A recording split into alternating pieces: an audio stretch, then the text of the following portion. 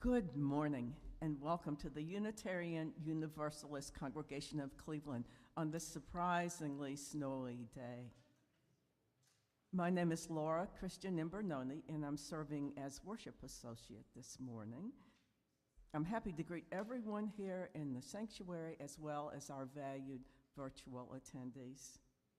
A special welcome if you're coming for the first time. If you'd like more information about our congregation, you can look for the visitor's card in the pew in front of you, the guest card, and fill it out, and then place it in the offering plate when it comes around later. If you're joining us virtually, see our website, uucleveland.org, for more information. We acknowledge that we're gathering on the lands once inhabited by the Erie, the Haudenosaunee, and the Anishinaabe people, also known as the Three Fires Council. We realize the responsibility to care for this land we inhabit now and to respect the diverse cultures who preceded us, as well as those who gather here in this era. We're entering into sacred space now, so please take a moment to turn off your phones and other devices, turning them to worship mode.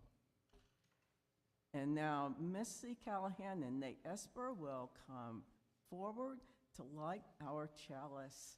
Nate is in the first grade, and we're so happy to have Nate doing this for us today. Please join me in reading our covenant, which you can find on the yellow card on the back of the pew in front of you. We cultivate trust with one another by celebrating differences, honoring boundaries, and offering compassion and care.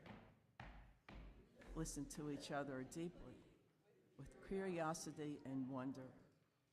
We speak for ourselves without need to defend ourselves or persuade each other. We create safe and brave space for healthy conflict, creativity, and fun. We reconcile through forgiving and making amends when we hurt one another.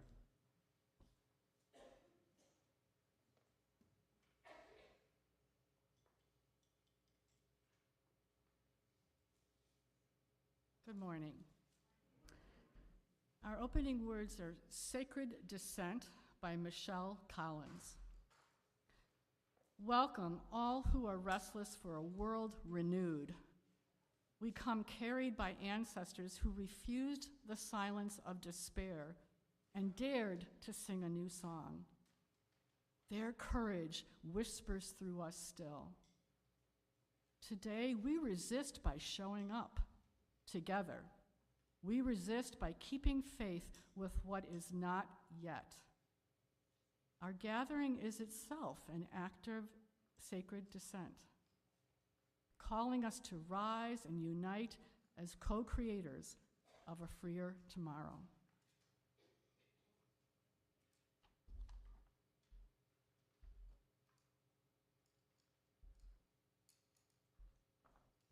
I think it's time for us to welcome one another. So let's do that.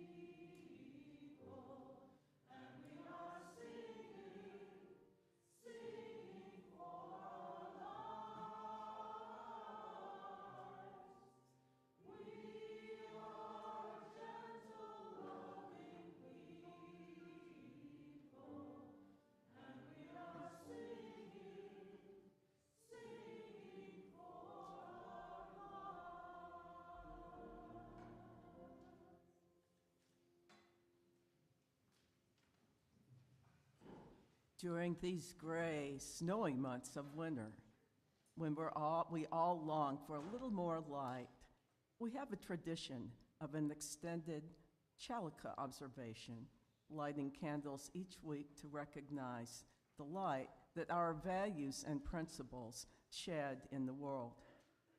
We hope that you're able to spend a little time with this spiritual practice in your home as well, and we'll lift up different value in each Sunday service for the next several weeks.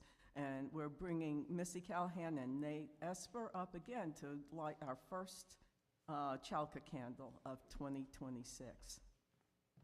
This first Sunday of Chalka, we are reminded of our value of pluralism, which celebrates that we are all sacred beings, diverse in culture, experience, and theology. We embrace our differences and commonalities with love, curiosity, and respect. This value deepens our commitment to a historical principle. We will learn from one another in our free and responsible search for truth and meaning.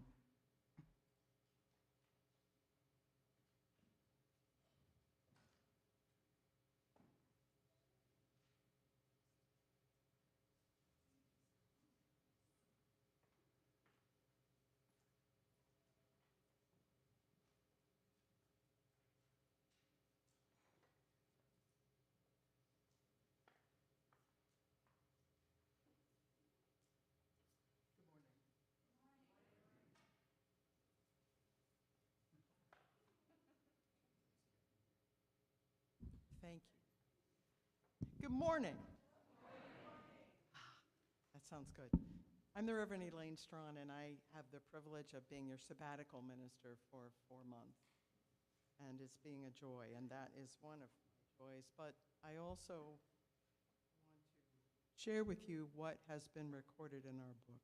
The tradition is that people will come forward and write in the book before the service starts, and then at this point, we come and put our stones in the water to recognize those things that bring us joy and those things that bring us trauma, sadness, sorrow.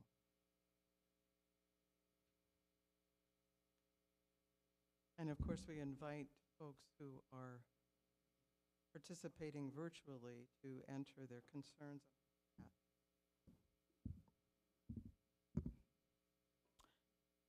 First, we are holding in our hearts Renee Nicole Good and her wife and her children.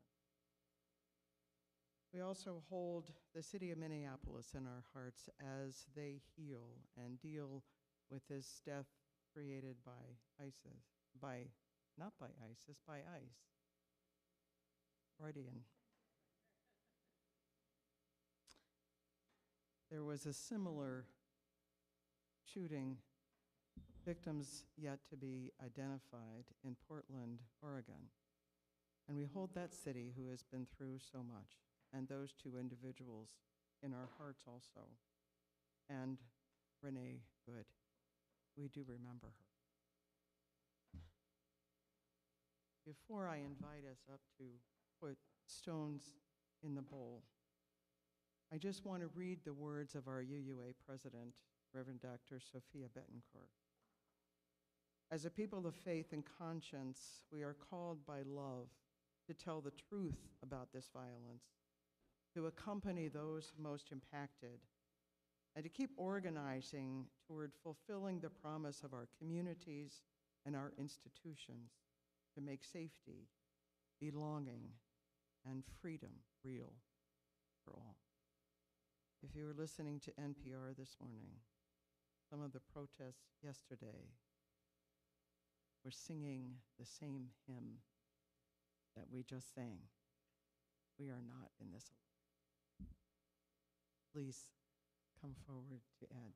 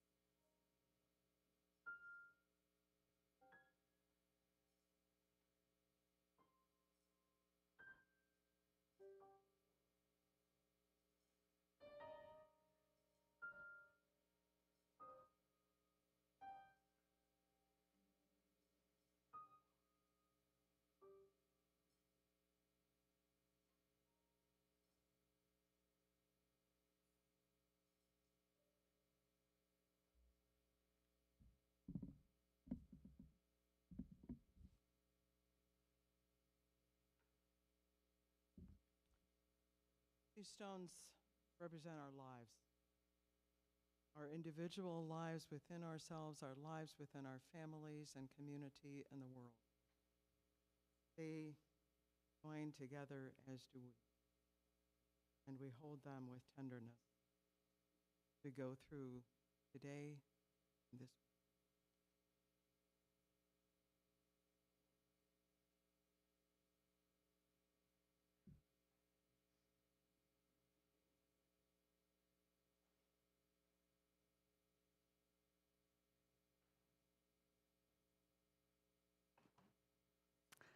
At this time, I would like to invite the children and anyone who's a child at heart to come up for a story. I'd like to read a story, and it has some wonderful pictures in it. So I'm going to sit right here, and you come on up and join me, please. You're welcome to.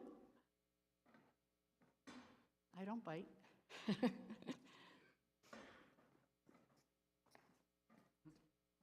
And here, I'll get up on the top so you can sit on the carpet steps. You want to sit on the steps? There you go. This is a book called Together, and it was written by Mona Damluji and illustrated by Innocento Nagara. And Innocento Nagara has written quite a few books for children, so he's an illustrator and a writer. One star shines as distant light. You can barely see it, huh? You can barely see the building. And it's a tiny little dot. Yes. Dot. And when stars shine together, they make our galaxy. Yeah, which is like a big group of people. Uh-huh. One bee wanders through my garden. See the bee? Right there. Right there. It's tiny. Yes, tiny also. But when bees work together, they are a colony. Eek. Eek? You don't want all those bees around you? One bird calls into the wind.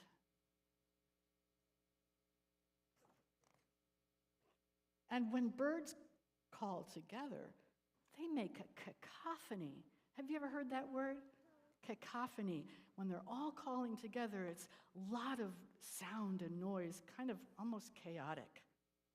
They make a lot of sound. One tree grows toward the sun. What a beautiful tree. Good morning. Good morning, tree. And when trees grow together, they make a canopy. Yeah. It says amazing. It does. One voice sings a tender song.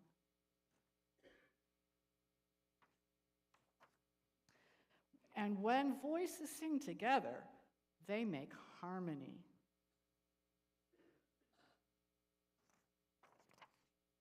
One instrument plays an unforgettable beat.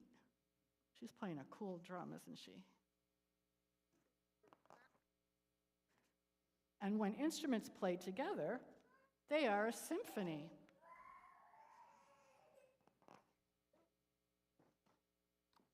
One mountain rises to a mighty peak. Can you see?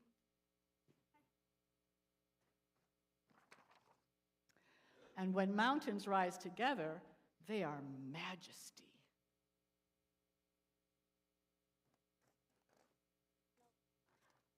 One wave is a surfer's dream. Ooh, does she look like she's having fun? But a lot more ways to surface more. Let's see what they says.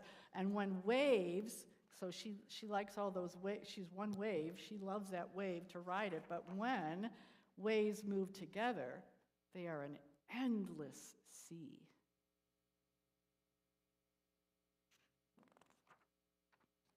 One of us can make a home.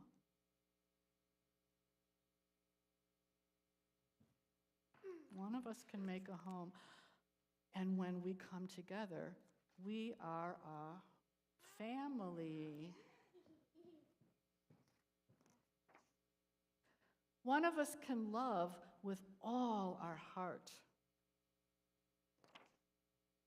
And when we love together, we build community.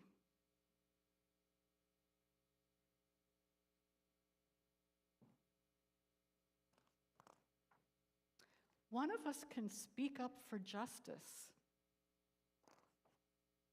And when we speak up together, we create a world of possibility.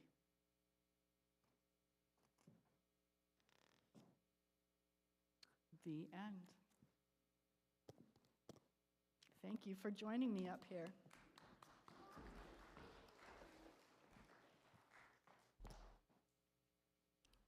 Our offering partner today, Hitchcock Center for Women, is located in the Huff Glenville neighborhood.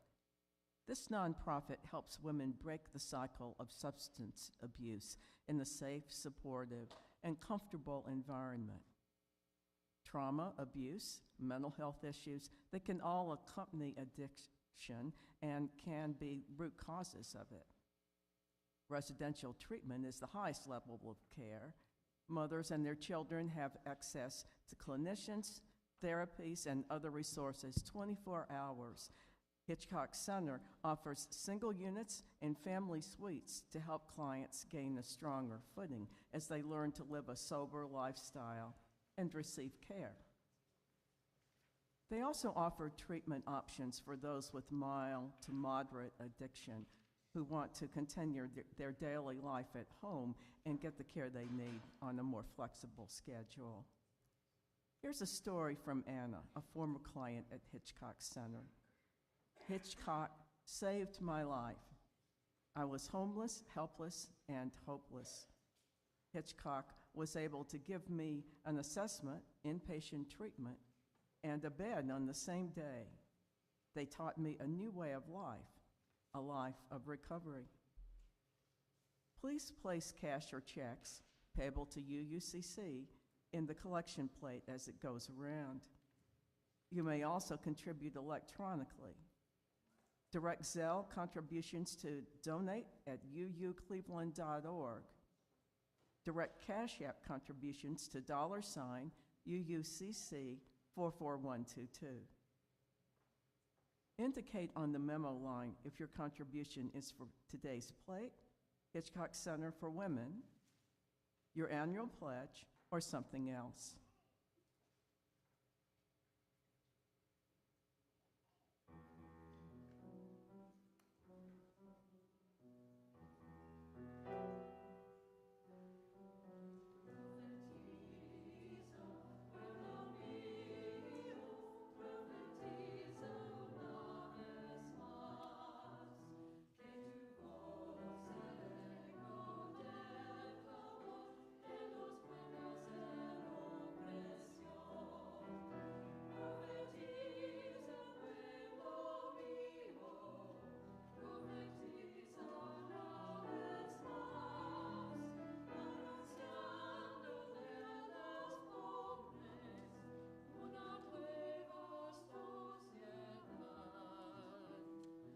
I sanctify you, prophet.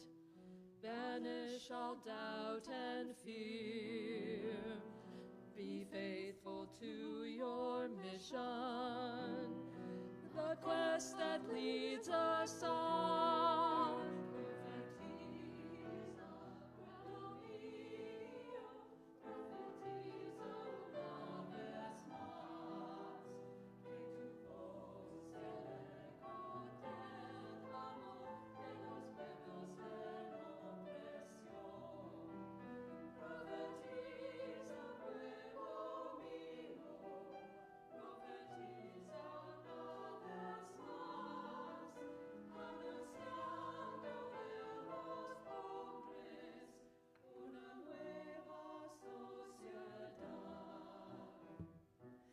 Announce to all the people that justice promised long. restored to every nation, to peace throughout the world.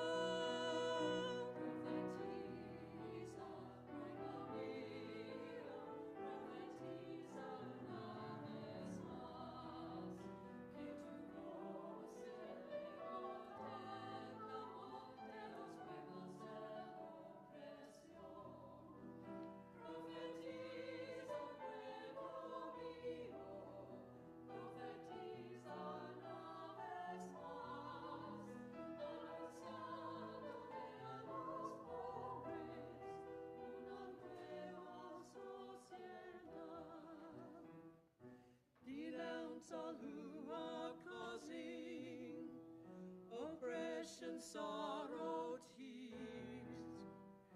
Let truth be your protection, the light of a new sun.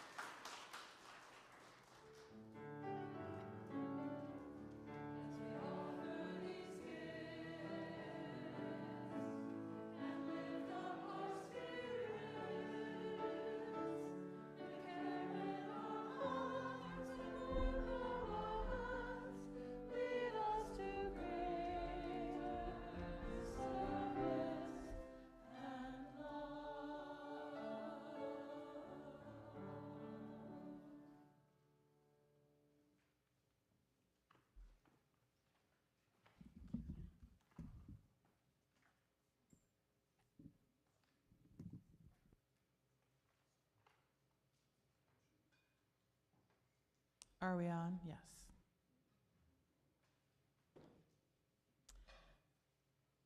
Like most of us, I find myself overwhelmed and discouraged when I spend time thinking about the state of the world, the leadership of our country, and the heinous abuses of power that are being perpetrated with alarming frequency.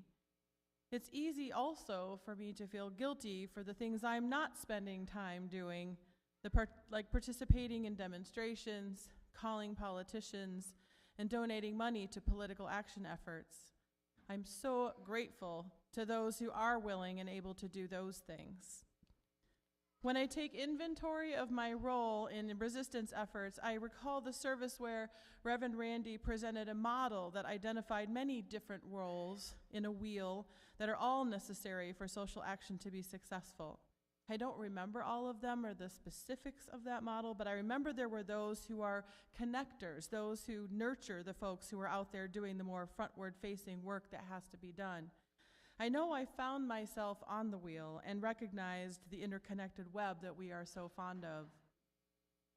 I find my efforts are best expressed in who I am being rather than what I am doing. I'm committed to being a non-anxious presence, to showing compassion and kindness to those I encounter in daily life. This seems, these days especially, to be a form of rebellion in and of itself. I work with a vulnerable population in my job with WIC, a supplemental nutrition program for women, infants, and children.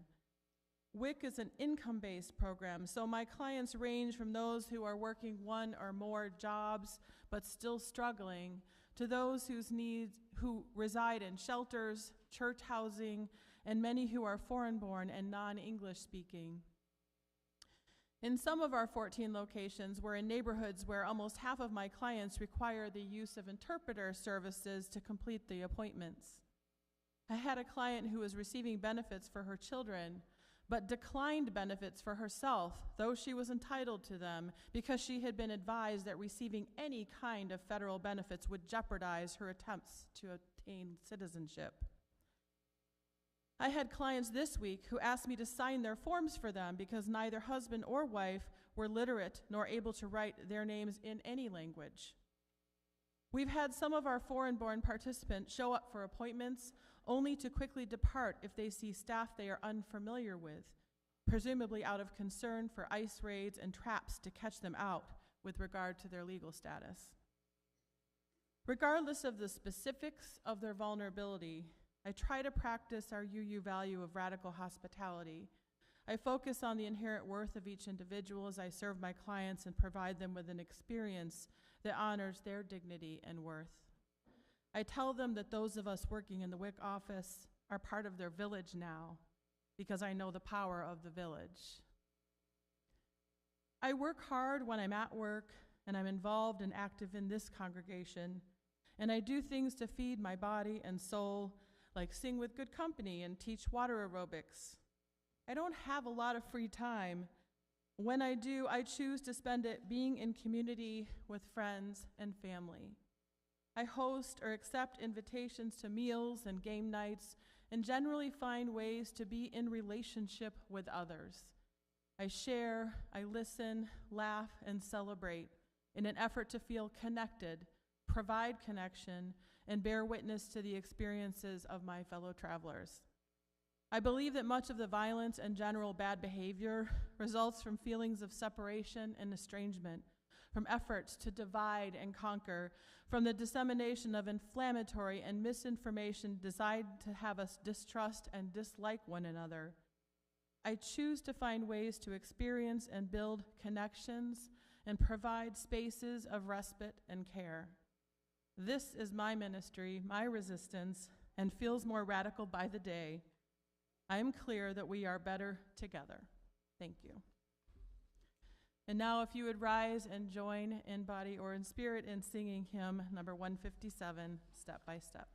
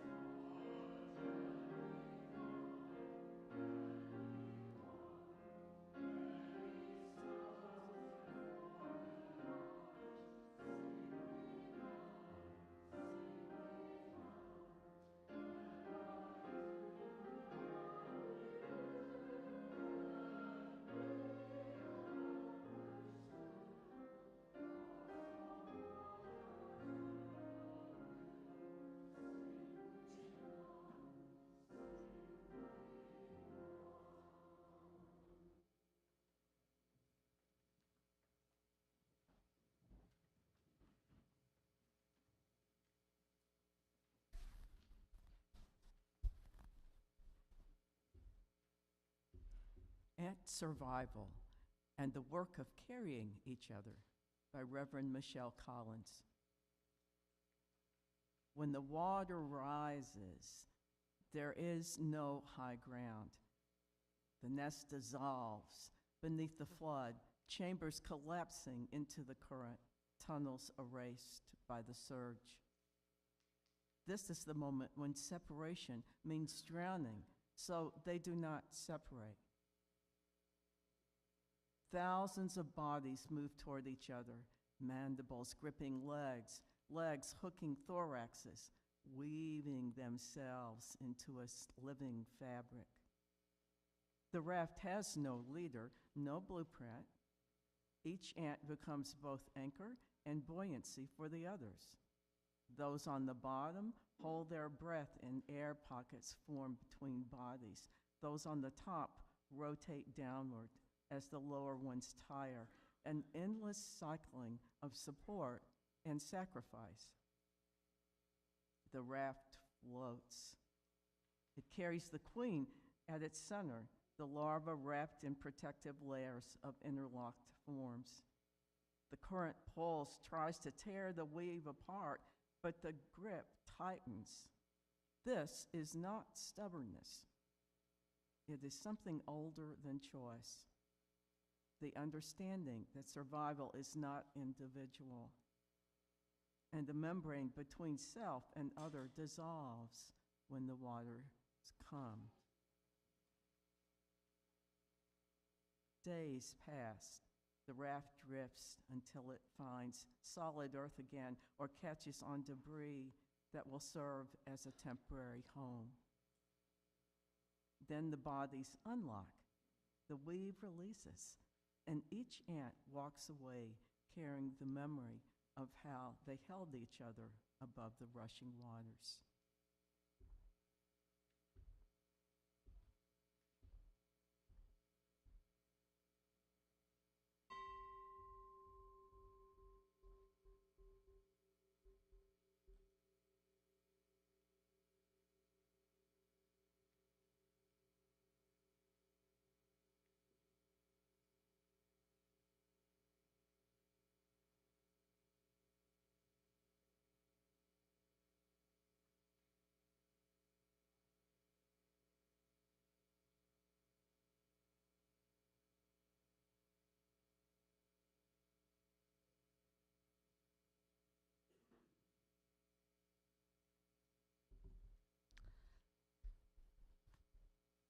Well, I've been learning about ants.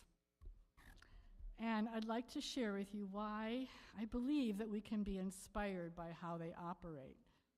I'm going to continue what Laura was reading in a little more detail. All ants are masters at working together. They move instinctually to support their colonies and save their queens to ensure their survival. But red fire ants, they've demonstrated a particular gutsy talent, the one that Laura made reference to. Red fire ants live mostly near the water's edge, and occasionally their underground nests become flooded. The ants respond with tenacity and industry to resist the waters, to resist being drowned. Quickly, they rescue their young, the larvae and the pupae, and begin to build a living raft. They actually put some of the babies on the bottom, since the larvae have little hairs that trap air. The larvae act like little floaties that the ants hold on to, while also linking legs with each other. The bottom ants who hold the larvae breathe in the resulting air pockets made by the larvae, and then they rotate with the other ants, and they get a turn on top. And they're all doing this while protecting their queen, who is hidden somewhere in the middle. To quote a BBC Perfect Planet special, by working together, they become unsinkable. The ants can float like this for weeks, continuing to take turns, working the different roles within the raft until they reach safe ground. And if you hadn't already noticed, there's a wonderful picture on the front of your order of service of a red ant raft floating along the surface of the water. Once they get to safe ground, they begin building a new underground nest, and they work to keep the colony safe and alive again. I find this example from nature can speak to us. I don't know about you, but just like Amy mentioned, it's easy to get discouraged. I can get discouraged too, and even frightened. when faced with the latest attacks on our democracy and what we know to be moral and right. I can feel hopeless, and I can think, what can I do? How can I keep from drowning? But as others have said, action is the antidote to despair. So how can we get active? How can we get busy like the ants? How can we use our instincts and our collective talents and intellect to resist the moral decay and to create justice where there is injustice? Well, the ants seem to trust each other. They probably don't have little ant emotions, but they seem to work together like they trust each other. And they divide the labor and they share the labor. For us in this moment, it may be worth noting all the ways in which we can labor to resist the corruption, the lies, the callousness of the Trump administration, and even our local and state governing bodies. We are grateful for the people who tune their antenna to accurate and detailed news and information and take the time to share these sources on social media.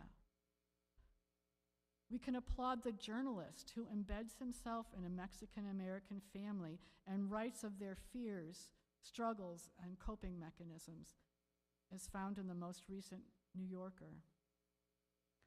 We are empowered by community organizers who gather us together in peaceful protest, as we have seen in the last few days in Cleveland and all over the country. And we are buoyed by the energy of demonstrating together. We can find wisdom and humor in the political cartoonist's clever images and may be moved by the poet's words, such as Amanda Gorman's latest contribution. We are galvanized by the artivists. This term, artivist, comes from the title of another award-winning children's book by Nicholas Smith. In this book, a young child who notices when things are not right in his world learns to combine his love for art with his desire to make people aware of what needs to be changed.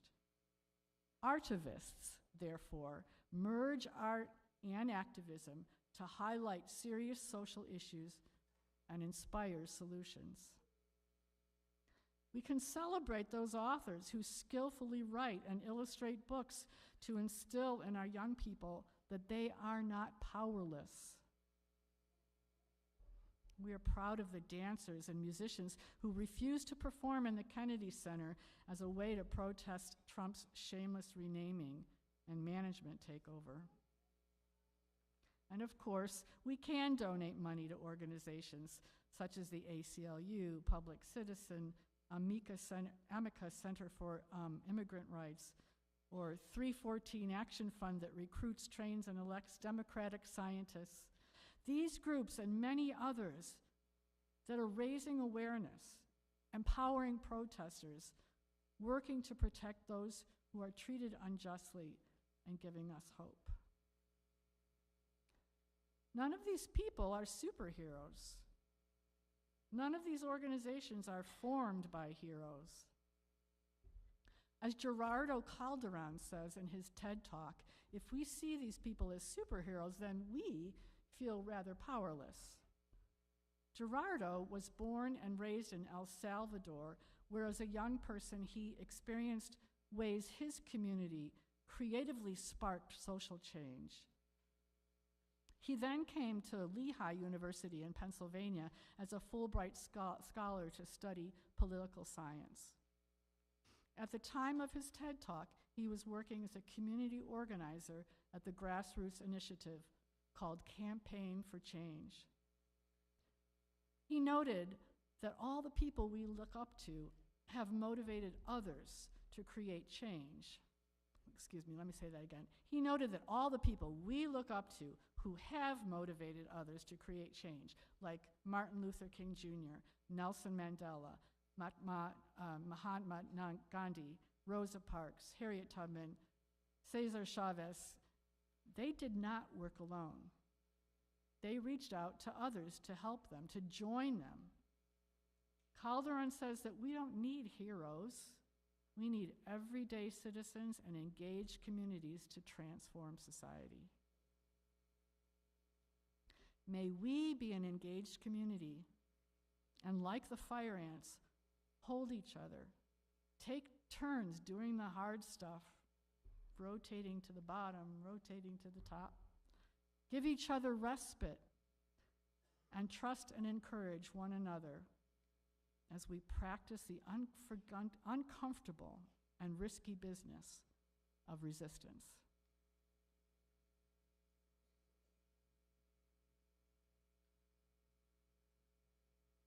And now we will sing one more step, and that's number 168 in your gray hymnal.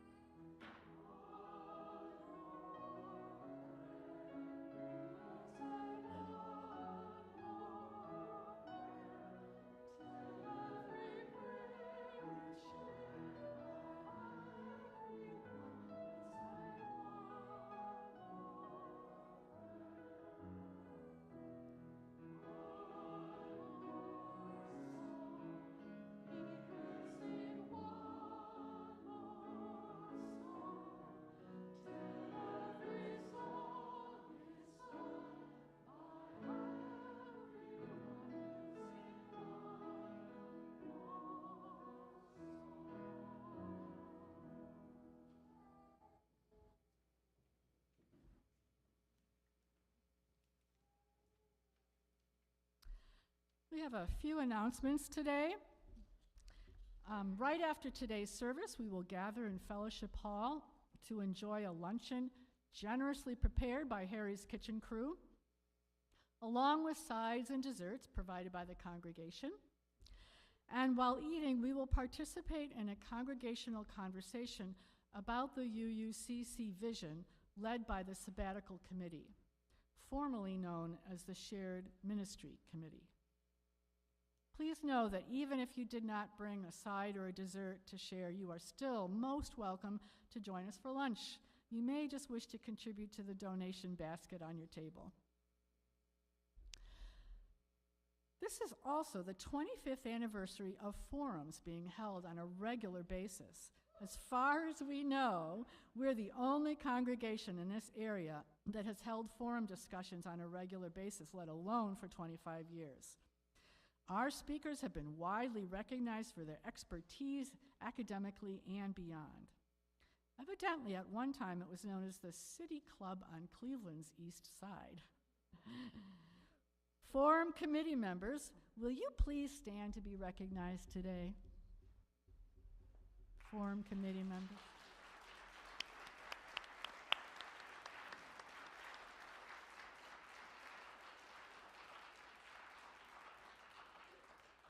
And now, please stand if ever you have attended a forum. Woohoo! It's an important part. And you'll want to know we are serving cake to recognize our 25th anniversary. Divided States of America will be the first program of the Forums That Matter winter-spring season. And that will begin next Sunday at 9 o'clock, 9 to 10. The speaker will be Earl Lycan, former Shaker Heights mayor and popular Siegel College lecturer.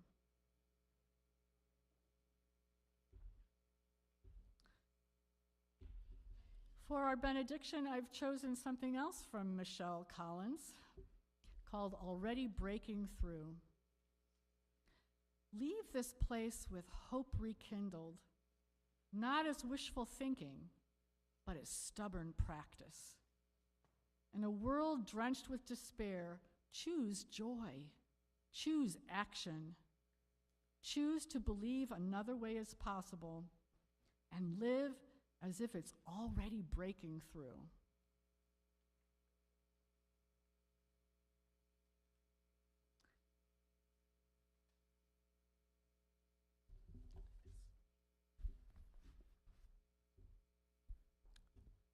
You're invited to join me in reading these words as we extinguish the chalice.